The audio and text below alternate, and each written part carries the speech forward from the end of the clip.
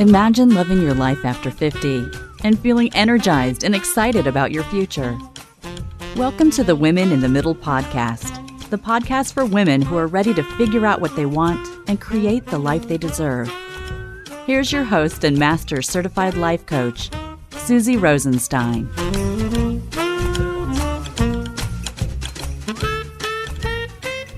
Hey there, welcome back to the podcast, Women in the Middle. I'm your host, Suzy Rosenstein, and I am so glad to be here with you again for this week's episode, which is all about dating apps and love. This episode features another interview with somebody who has amazing information to share with women in the middle. Today, we're talking specifically about how easy it is to feel overwhelmed with online dating and apps in midlife.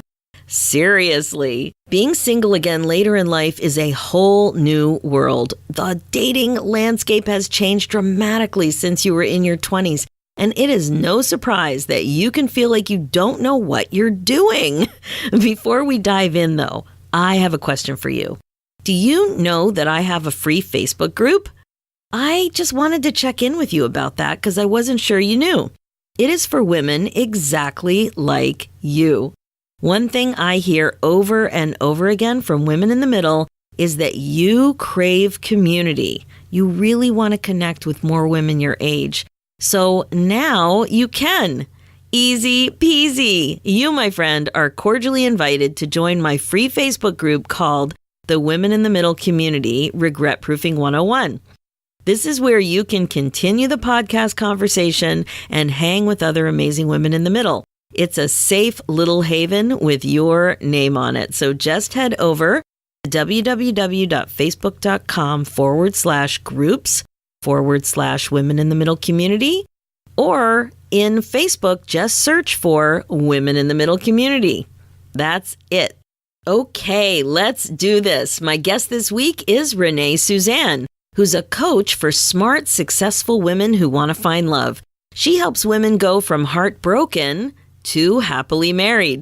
Renee believes that true love really is possible for anyone who's willing to create the conditions in her life for it to flourish. Emphasis on being willing. Renee has been featured in the Huffington Post, Glamour, and Tiny Buddha. Her two books, Beloved, How to Go from Relationship Challenge to Relationship Ready, and 10 Things You Can Do to Upgrade Your Love Life, are both available on Amazon. Renee has learned a lot firsthand and actually met her husband on Tinder at 49 years old. She feels so strongly about sharing what she's learned along the way. So if you're wondering if there are any good single men out there, she encourages you to take heart. Finding love is not only possible, but inevitable once you know how to create lasting love. Enjoy this interview.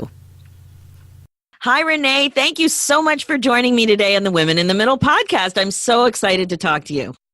Thank you so much for having me, Suzy. I'm delighted to be with you. You know, this whole midlife dating thing is a thing. And I have to tell you, so many of my clients are talking about it. You know, if you've been in a long-term marriage and then it ends, or you've been in a long-term relationship and then it ends, and you're our age, the landscape has changed. And technology is one of the biggest thing that's changed over the last 20 years, like since we were last on the market. In fact, the way I met my husband in 1993 was through a personal ad, the old-fashioned way, where he posted an ad. It was in the Canadian Jewish News, and I responded by writing a real letter with a real pen, and I used a real stamp, and I sent it in. People don't have to do that anymore. And the funny thing was, if that's not funny enough about my husband, was that I also posted an ad at the exact same time that he did, but I was being creative and I wrote it from the perspective of my cat who wanted company from the boring life that my cat was having. And I asked my potential suitors to send cat treats, and they did. But my husband didn't answer the ad because he didn't understand it. He thought it was weird. That's hilarious. Oh my gosh. So tell me, I know what my clients tell me is they're just overwhelmed by the whole thing. Like, it's not just the technology is new, but they don't know what the rules are, right? So it's just one big giant thing. They have a sense that it's something that everybody's doing and that maybe they should do it. But I don't think they understand that it's really become one of the major ways to meet new people. Can you talk a little bit about that? Absolutely. 1 in 3 new marriages is now the result of an online introduction, and that number is increasing. So anyone in any age bracket needs to be dating online if they are serious about finding a relationship, but especially in our age range, because we are real grown women with real lives and very busy. We are not out at the bars and the clubs. We are not surrounded by single people in our age range and going to all these parties and events that are full of single people like we were in our 20s. So it's even more important for a woman in our age group to consider and develop this skill of online dating. Oh my gosh, the idea of having to leave my house at night. Right? I so don't want to do that. Like, it's just the technology is one thing, but to deal with clothing and getting dressed up and traffic and putting my social on that way on a regular basis, like that, actually, as much as I don't like technology, that is more overwhelming. So you make a really good point that it is technology that is very helpful, right? But so many people have such a negative attitude about it. And I guess it just seems like something that it's overwhelming on so many levels. It is. And just like a lot of things are, though. And when you want to do something new in life, no matter what it is, it can be overwhelming at first. If you wanted to learn French, that would probably be overwhelming. If you wanted to, let's say if you were married for many years and you suddenly find yourself single, there are lots of things that are going to be overwhelming. Maybe you didn't handle your finances. Maybe he did and you have to learn how to do that. Or maybe you have to move or get a new job. Lots of us have had the experience of getting a new job, and that's overwhelming. But we get through those things because we see that there is a benefit. And we want that benefit, so we just kind of, step up and handle it.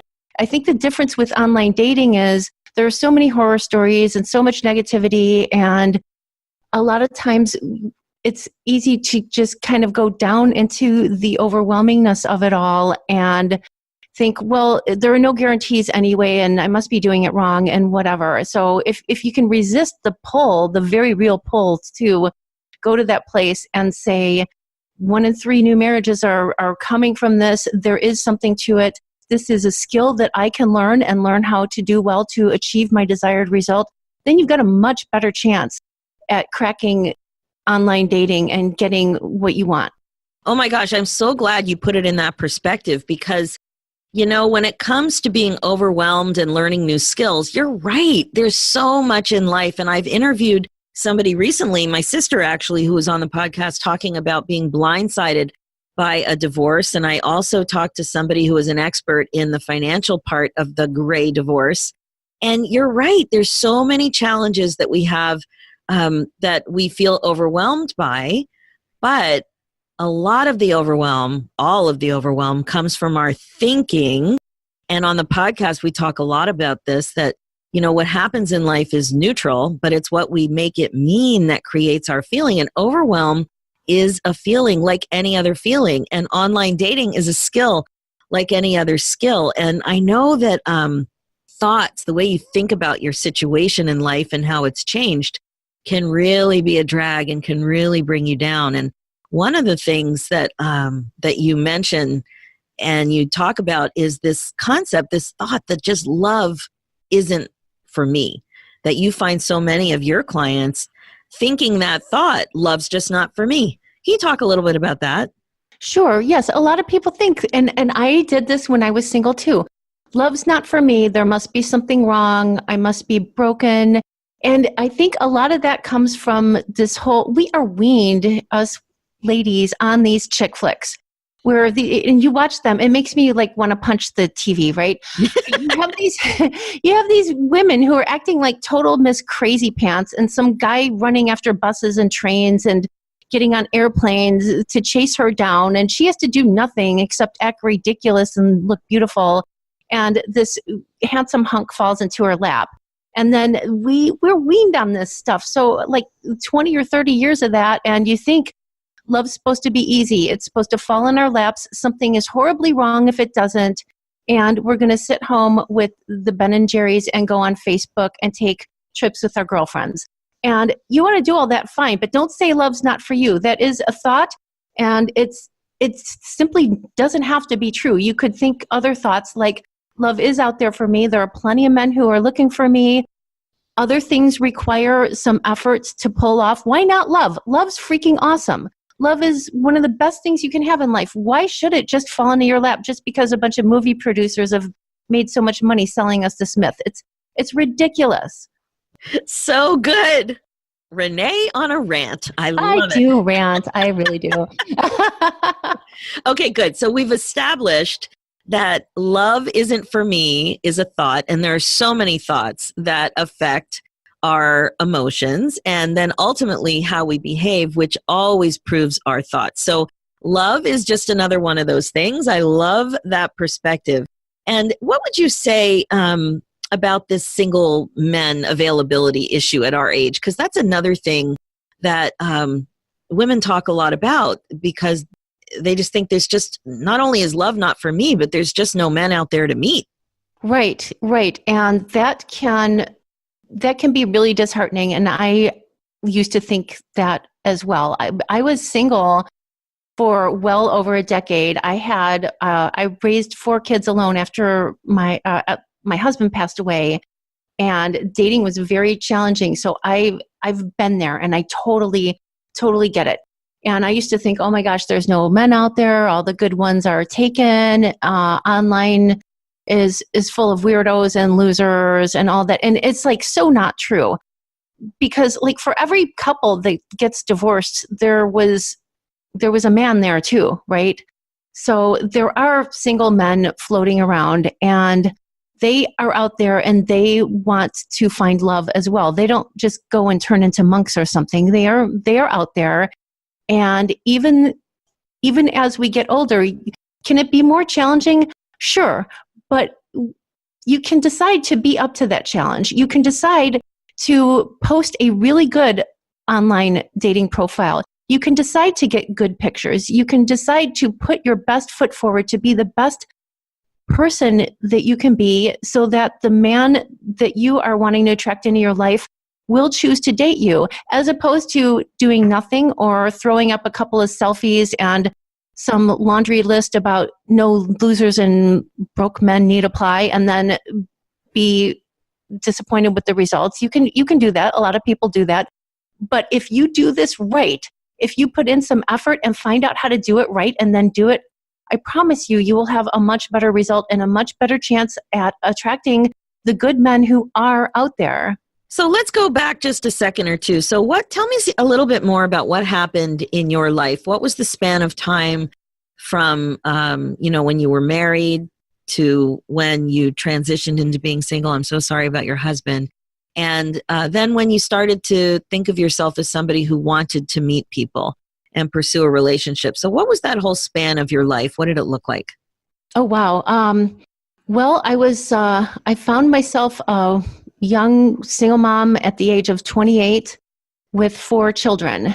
And it was tough. I worked full time. I was just finishing up my college education, and there I was with these kids. And this was in 1996, so not too far from your postage stamp experience. And the internet just wasn't like, right. It wasn't a thing then. It was No. not a thing. So I was like, oh my God, what am I going to do? And I have all these kids and la, la, la. And I kind of just put my head down and worked, and didn't really do an awful lot about it. And when I tried, it didn't work out. It was hard. I was a young mom. I got married as a teenager. So a lot of the guys in my age group were not really wanting to sign on for an instant family. And I really endured a lot of bumps and bruises. And honestly, I tried everything. I went to singles events. I tried speed dating. I did try online dating several times.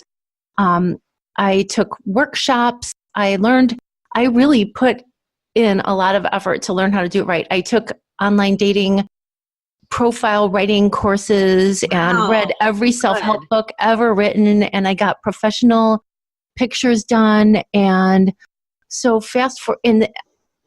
honestly, through all this process, it was like getting a freaking PhD in dating. So Renee, oh my gosh, your story is so interesting because you could have been victim. You could have played that role. You could have gotten very angry. And I'm sure there were times where you were angry. But what do you think it was about your nature that allowed you to embrace the skill development portion of this whole part of your life? Well, I'm really stubborn. Just ask my husband. And, well, I had 4 kids, and you got to be a certain kind of person to get up in the morning, raise 4 kids, get a degree in finance, work in investments for 19 years, build a house. I mean, I was a tough girl, and yeah, it was hard. And sure, I was angry and heartbroken and just about everything. And I remember one day, my moment, I talk about this on my website. I had gone through another breakup. I couldn't seem to get anything going for longer than a month or so. And I was like crying, mascara and tissues all over the place and like on the floor and, you know. And I was like, I should just give up. I should just give up. And I wouldn't. There was just part of me. And I felt like that actually in college and with the kids too. And you know what? I would think I should just give up. This sucks. I should just give up. And I would want to give up. But the thing that really got me, Suzy, every time is, well, if I gave up, then what? I'd wake up tomorrow morning and then what? If I gave up, then what? And I never had a good answer to that question. I never did. So I was like, well, all right, if I'm not going to give up, then what am I going to do? And I got up and I'm like, I am not giving up. I am going to do this. I want love in my life and I'm going to figure out a way. There must be a way. And if I don't figure it out, at least I'm going to give it some effort every day. I will do new things. I will learn everything I need to learn. And I went to Tiffany's and I bought myself a ring and I put it on my finger and I married myself. I looked at myself in the mirror and I said, Renee, I promise you, I love you. I've got your back and we're going to figure this out. You want this too bad to give up on it. We're doing this. I got you. And I married myself. And my husband took that ring off the finger the day we got married. Oh, that is the best story ever. Oh, so you marched your butt into Tiffany's and you said, it's time for me to have my own back. Yeah. Yeah. Yeah. Yeah. And then I just, I had to be resourceful. So I took courses about it and I worked with coaches and I thought, what is it that is in my way? What do I need to learn? And by the way, ladies, it wasn't like you have to be young and beautiful. I was much more younger and more beautiful when I was 28 than when my husband and I got married last year, So you have to be young, you have to be beautiful, you have to be the right weight, you have to be the right age. No, you don't. It's total crap. How old are you now, Renee? I am 50. I turned 50 Welcome! in February. Thank you. Welcome to the better side.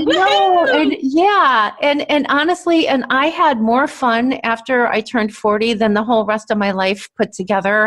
So please, if nothing else, don't let this age thing stop you from wanting something amazing. And by the way, my husband's younger and he thinks I'm totally ridiculously hot and awesome. So when did you get married? I got married last May. It's 2 years coming up, May 19th. So yeah. And I met him on Tinder, not just for hookups. Oh, good. So let's talk about Tinder and how you chose. This is the thing that I want to know. There's so many apps. How do you understand the apps? What app should you be using? And then I want you to talk about profile development. Okay, great. Well, I always recommend that you be on an app, like a big box mainstream app like Match. Either Match or OkCupid are very good websites, and then like a mainstream app that everybody knows about, like Tinder or Bumble. So I recommend everyone who works with me to do those two things. So you're differentiating an app and a website. Yes, app and website.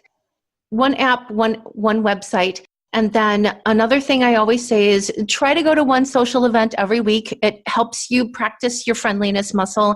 And that's so funny. Yep, you're right. It's important. Yeah. Friendly. Yeah. So that when you get on a real date with somebody that you're really interested in, he's not the first person you've tried to socialize with in a month. So good. Yeah. And then put your phone down when you're out and about in public and chat people up. Chat up the barista. Chat up the old guy that you see every day when you check your mail. And then again, because it helps you be more friendly, be more outgoing, learn how to become a better conversationalist. And if you do those three things, you will be dating people. I promise you, you will. And then from then, once you are out there being friendly, meeting people and dating people, then you can discern what kind of relationship you want, who are you interacting, what is happening to you out there, and then fine tune that. And about your profile, please be positive. Do not rant. Post a positive profile that talks about what you do want, not what you don't want, and have good pictures. Okay, let's pick this apart a little bit. So when my sister was on recently, she said the same thing. So she met the guy she's dating on an app, and she said it was critical to be very specific about what you wanted. And for example, politics is a big deal right now, and she didn't want to talk to certain people who had certain beliefs. Sure. So she made it very, very specific. So can you give us some examples of things that you might want that you might not even be clear about? Yeah, there's a great exercise I do, and I did this myself several times, obviously. Write down, just brainstorm every single thing that you want in a man. Every single thing you want. Just lay it all out there. Go nuts. Let that cool off for a day or so, and then go back and circle the most important 20 things. And then from there, bring it down to 5. I give everybody 5 deal breakers. They are must-haves. So you will not date anyone who doesn't have these 5 qualities. And they have to be character-based. It's not something like he has to be 6 feet tall, So mine were, he had to be loyal. He had to be kind. He had to be intelligent. He had to be willing and able to marry me like now, not when his kids grow up or he climbs Mount Kilimanjaro or whatever like that. So, and that's your line in the sand. So all the other stuff is great and it's nice, but you get 5 character-based must-haves. And then if you will open up to dating those people, you can learn, because a lot of people, they get their pickers broken. They'll keep dating the same man in different shoes, and they'll say, "Oh, I always date the unavailable ones," or or these married guys keep turning up, or whatever kind of thing. But the thing is, you don't have to let those people stay in your life. They might turn up, but you don't have to keep them. You can get used to it's like a habit. So you can actually train yourself, change your habit of dating whatever your favorite flavor of poison is, and teach yourself to be attracted to the nice guys, to be attracted to the men who are kind to you. It's just like learning to work out or eat healthier foods instead of going to the drive-thru all the time. It might not come naturally at first, but if you keep doing it, if you keep making healthier choices, they will become more natural. And yes, do state what kind of relationship you want in your profile, because that will filter out the people who do not share that goal. So for instance, if it is politics, you can say, I really want to date a person who, shares my whatever value is, rather than if you like, a certain politician, just don't even bother.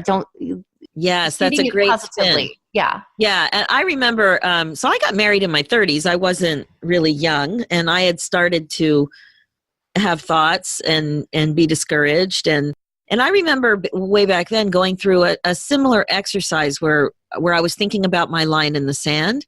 And one thing that came up, well, two things I remember. One was that I wanted somebody to be serious about work, but that work wasn't the only thing. Like I wanted somebody who was a professional and really valued the contribution that they were making, but that it wasn't the only thing, because that's a drag, right? And so I wanted somebody to have other passions and things that they cared about. And then the other thing for me was about a dog. Like dogs are deal breakers for me.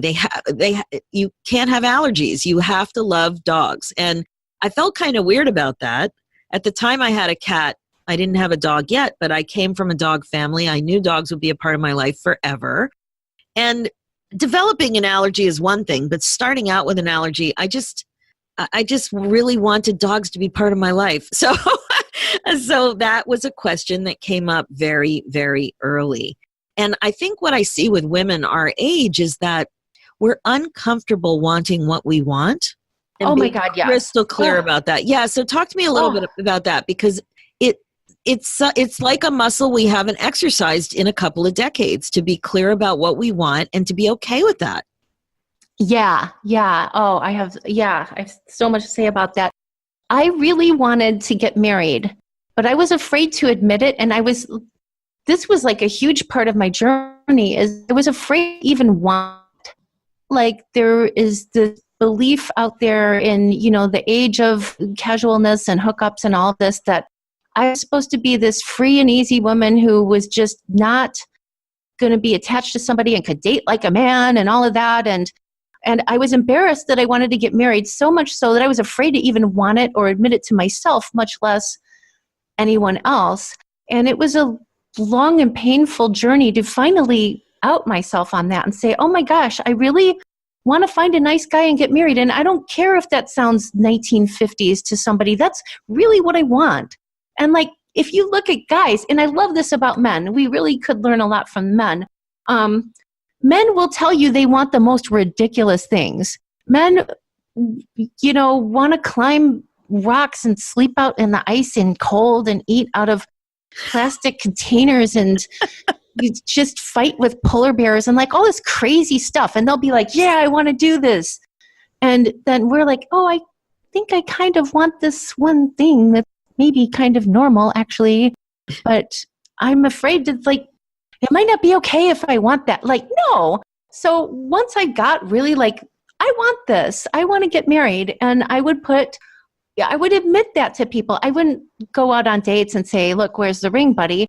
But I would say, this is what I want. I'm looking for something serious at this point in my life. I'm looking for the love of my life. I'm looking to find someone to share my life with. And it's so funny. Once I put that in my profile, I started attracting a whole different caliber of man. And one guy reached out to me. I'll never forget this. He emailed me and he said, if you put that in your profile, you're scaring away a lot of guys. And I read his profile and I wrote him back and I said, thanks for reaching out. You're exactly the kind of guy I want to scare away, because he had all this stuff in it. And it was a friendly exchange. I wasn't, rude about it, but he had exactly the kind of profile that I saw a lot of, like, oh, I'm just looking to have fun and date around and do this. And my career is really awesome right now. And I'm, doing XYZ. And there was nothing in there about wanting a relationship. And I said, yeah, you're the kind of guy that I wanted to scare away. And I hope you get everything you want. Thanks for reaching out. That's so good, because if you cast the net, it's the same way with business strategy, right?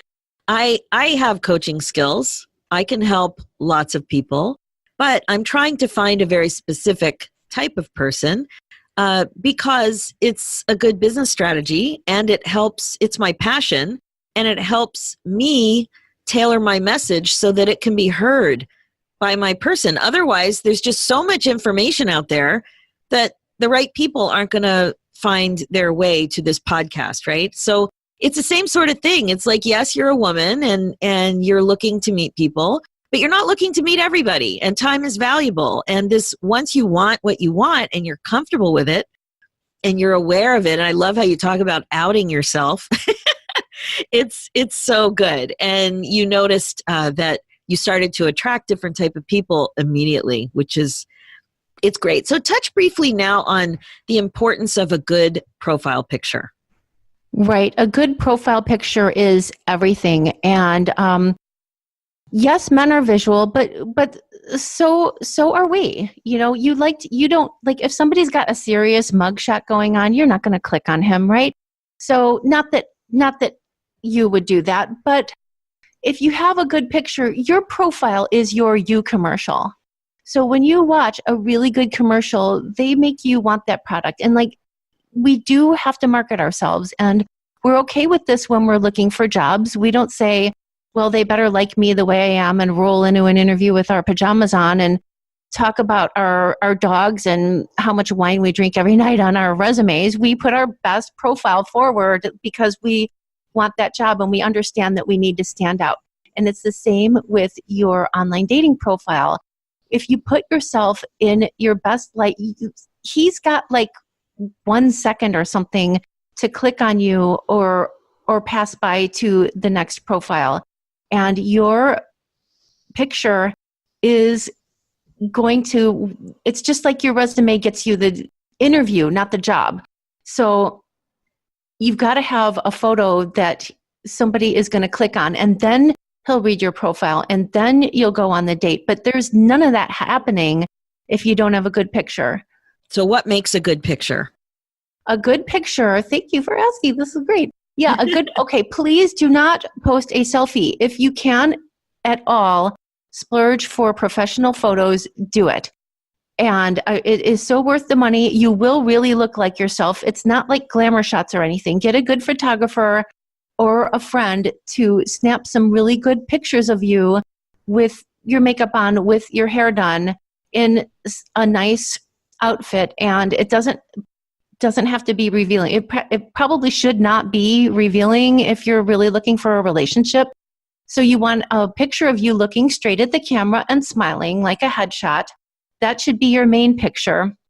And then you want at least one full body shot, because men just want to know, like it, and men are attracted to women who have a few extra pounds or are even quote unquote whatever overweight, or they just want to know, because there are men out there who are very, very attracted to curvy women, to women of all shapes and sizes and hair lengths and all of that, but they just want to know what the deal is. So at least one full body shot and a picture of you smiling and looking straight at the camera. And wearing red also helps you stand out in all of those thumbnails. So that's another nice thing to know. Wow, those are great tips. Thanks. And no sunglasses and no hats. Let them see you. And it's just you alone in the photo, not your dog, not your kids, not your boss, not your 5 girlfriends with martinis, none of that. Right. And it doesn't matter how cute your dog is, just you. Got it. Exactly. Totally. Yeah, he can meet your dog later. That's great advice. Okay, Renee, this is awesome. So what would you say your best advice is to women in the middle who are ready to meet people and up their game? I would say, wow, all of this has been great, but my best advice, do everything we talked about. Find out who you're looking for. Go to a social event every week, post an online profile such as on Match and on Tinder or Bumble, using what we just discussed. Put your phone down when you're out and about in public, and realize that love is for you. There is no way out of 7 billion people on this planet that you are the one person that just can't have love for some reason, like you are the wrong age or the wrong weight, or you didn't marry your high school sweetheart or your high school sweetheart and you didn't work out, or whoever and you didn't work out. There's none of that. Love is for you just because you're human and alive on this planet right now. Oh, that's so good. And I know you have a free course. I'd love for you to share this information with women in the middle who are ready to take a deeper dive into this whole thing. Awesome. Yes, I do have a free course. It's called 5 Steps to Finding the Love of Your Life. And it talks about a lot of the things that you can do to get yourself in a place where you are ready to let love in and get yourself in that mindset so that when you go out and do these things, you will be ready. You will be like, game on, let's do this. And it's on my website. Can I say what my website is? Yeah, go ahead. It's on ReneeSuzanneCoaching.com. 5 steps to finding the love of your life. Awesome. I'm going to put this information in the show notes. I love that you just mentioned Game On, because that's the name of a webinar that I'm doing right now too. Game On, and it's all about getting what you want, and I love it. I love the whole idea of Game On and taking ownership for your life, being intentional about what you want, understanding that you do have a huge significant role to play in creating the results in your life that you are excited about. Renee, thank you so much for sharing this information. I think we talked about some of the broader concepts and also a lot of the actual concrete tips that you can use right away. This advice can give you a roadmap to opening the door to love in a very intentional and meaningful way. Thank you so, so much. You are so welcome, Suzy. Thank you for having me. That's it for this episode. I'm sure you'll agree, Renee gave so many actionable tips about online dating and apps. So if you are ready to roll, you have what you need. Such great advice. I loved what she had to say about understanding your thoughts too. No surprise, right? Especially a few of those key thoughts that can really cause problems for you if you honestly and authentically want to meet somebody. Here they are again for you to think about. The first one is love isn't for me. The second one, finding love is hard. And the third one, there's no men out there to meet. Now, I'm sure if you're single, you've thought these thoughts. Now, the reason awareness of these thoughts is so important for you is because your thoughts cause your feelings. And your feelings drive your behavior. So what happens is that you feel a certain way when you think things. When you think finding love is hard, for example, notice how you feel. Maybe sad or overwhelmed. And then notice what you do when you feel sad or overwhelmed about love being hard to find. You probably withdraw or retreat rather than being motivated to go forward and keep working towards your goal. And then finally, when you retreat, what's likely to happen? Nothing. You don't meet people. You end up proving your thinking that love is hard. Your results in life will always prove your thoughts, so it's super critical to first notice what you're thinking and then change your thinking if necessary. You need to decide how you want to feel on purpose. How do you want to feel so that you can actually do what you need to do to meet people? All those amazing tips that Renee offered. And then you have to think accordingly. What will you have to think to feel that way? This is what Renee meant about being willing. You have to be open to what's needed to create conditions in your life for love to flourish. So empowering, right? You really do have more power than you think. I am so excited to hear what you do with all of this helpful info. So make sure to send me an email at info@suzyrosenstein.com. Keep me posted. All right, one more thing. If you're feeling frustrated and stuck yourself, you just might be ready to make a change. I hear you. I was stuck for 5 years and I don't want this for you.